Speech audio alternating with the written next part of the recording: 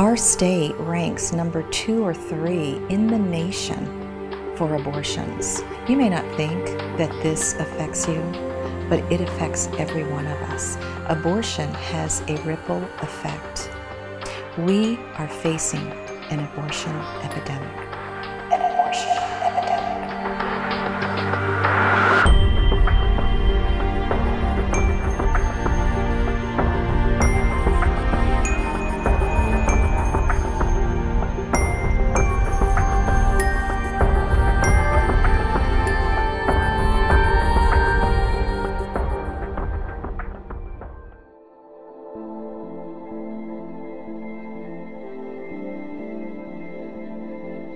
I remember February 23rd, I stepped up to the abortion clinic to get an abortion done. The whole winter, I was in the street with my 5-year-old son. I was homeless from shelter to shelter with him.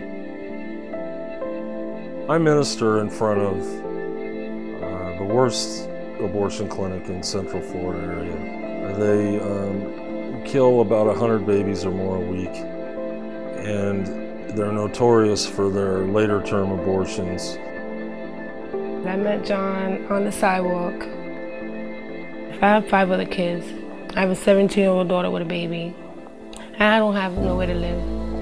I have my kids split up, some with my sister and some with their dad. I had to split my family up because I was with this abusive guy. I would sit on the wall down there at OWC and see a young lady by the name of Jasmine come by.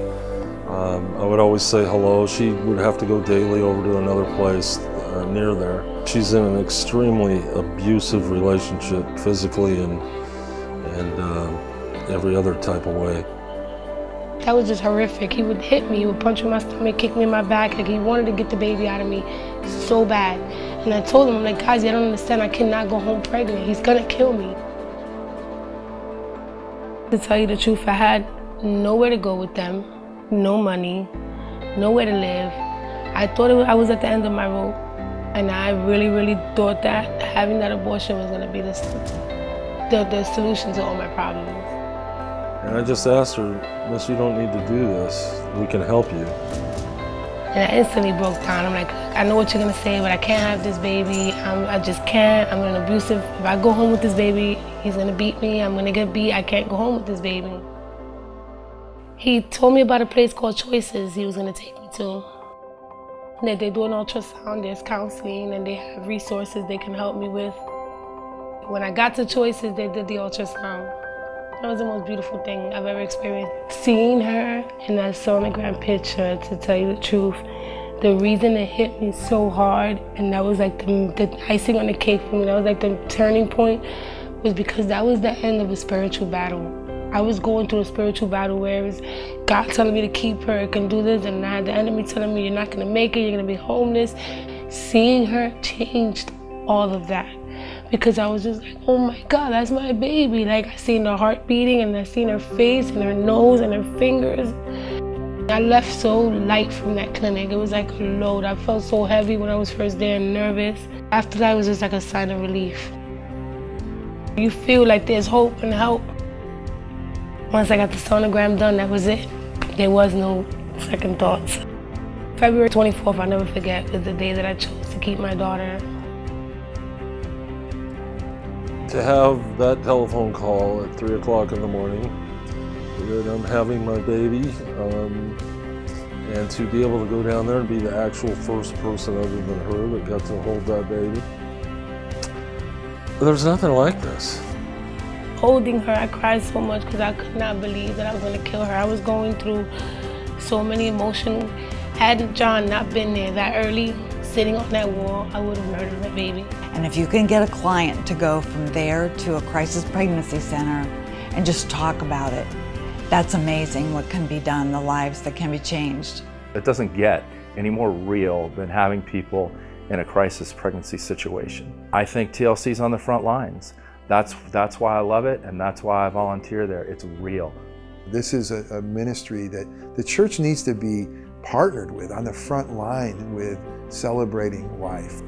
Ever since the beginning, Orangewood wanted to partnership with True Life Choice because we believe in the mission that God has called True Life Choice to support life. We know what abortion is doing.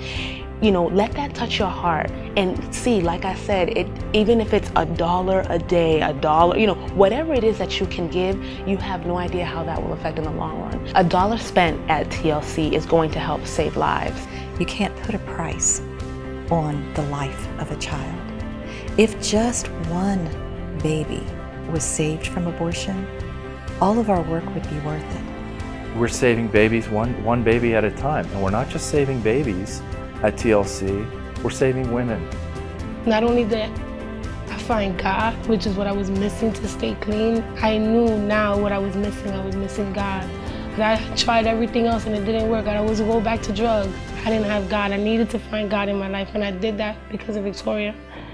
I stayed clean because of her, I found God because of her, and I found my sobriety because of her. That's why she's my victory. She's committed her life to Christ. She's going to a great church here at St. Andrews in Orlando now. I am so victorious because of her, in every way. Victoria was against all the odds. Nobody wanted her to be born. I don't know what made me keep her, because I could swore that taking her out was going to be the answer to all my problems. And it ended up being the other way around. I kept her, and she saved my life. Keeping her changed my entire life. I have a whole new chain of friends and family, all because I chose life. Who would have thought? That's my story.